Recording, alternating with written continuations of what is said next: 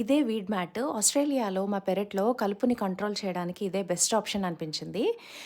So ఇలా weed mat మనకు కావాల్సిన సైజెస్‌లో కట్ చేసుకొని మనం పెట్టుకోవచ్చనమాట.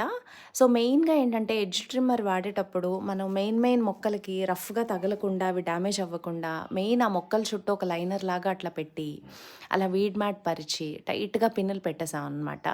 సో ఈ వీడ్ మ్యాట్ ఏంటంటే మనకి బ్యారియర్ లాగా యాక్ట్ చేస్తుంది. అంటే సన్‌లైట్ ఏది లోపలికెళ్ళకుండా ఉంటుంది కాబట్టి, ఇంకా కింద కలుపు విత్తనాలు ఉన్నా సరే మొలవ్వనమాట. సో చూడండి రెడ్ మల్చ్ అయితే అందంగా ఉంటుందని చెప్పి అలా మ్యాట్ పైన అది పోసి పరిచేయడమే అనమాట. ఇదంతా బానే ఉంది గానీ, ఇదంతా పరచడం వల్ల మనం డైరెక్ట్‌గా ఇప్పుడు కూరగాయ తొక్కులు, పళ్ళ తొక్కలు మనం తినేసి పడేసేవి అలాంటివి డైరెక్ట్‌గా వేయడానికి లేదు. ఓన్లీ లిక్విడ్ ఫెర్టిలైజరే వాడుకోవాలా ఉంది. కానీ చూడండి మొత్తం అంతా మెయిన్ పళ్ళ మొక్కల చుట్టూ అట్లా లైనర్ లాగా పెట్టి అలా మల్చేసేసరికి అవి చాలా అందంగా ఇలా ఉన్నాయి.